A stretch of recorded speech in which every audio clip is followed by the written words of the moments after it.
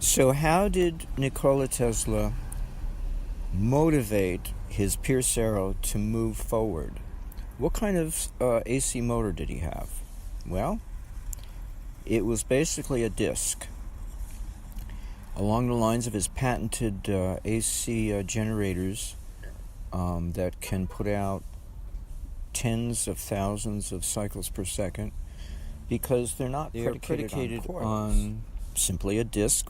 They're predicated on the grooves that are grooved into the disc in a radial fashion from the center outwards towards the periphery on both sides.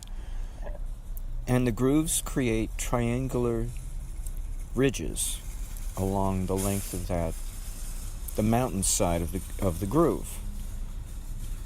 And the valley side as well, both the trough and the peak. And by spinning it, you can get very high, and then you take it off at the edges. You have contacts. You can get a very fast... the contacts actually... I'm not sure how that works. I think what happens are eddy currents get set up in the disc due to the nature of the grooves, moving past the grooves of facing plates surrounding both sides of the moving disc.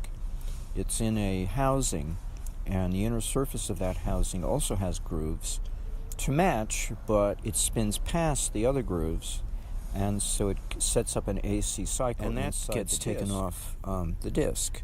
So this is the kind of AC motor that he had in his car, and it was free spinning. It was not hooked up to the transmission. There was no transmission in his car.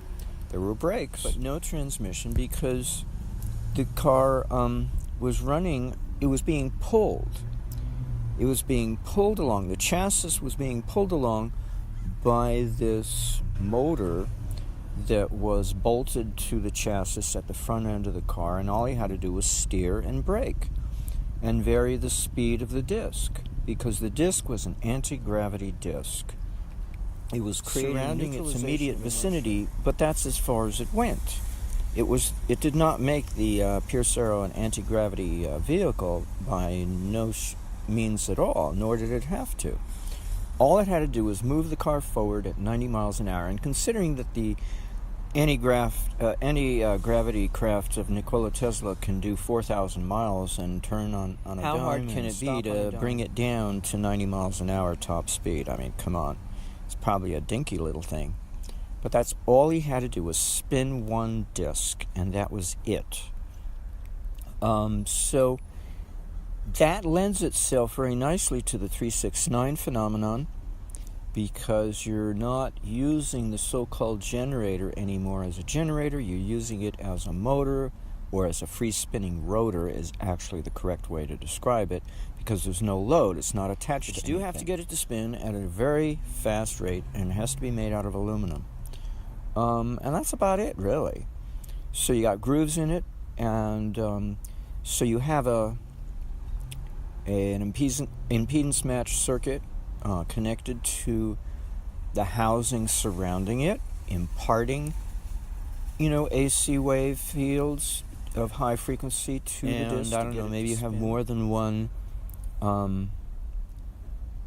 LRC circuit to take the disc through various frequencies to get it up to faster and faster speed and then you use whatever LRC circuit you want to use for the particular speed you want to go at. I mean, if he had 12 radio tubes, and each one of them was a variable vacuum capacitor,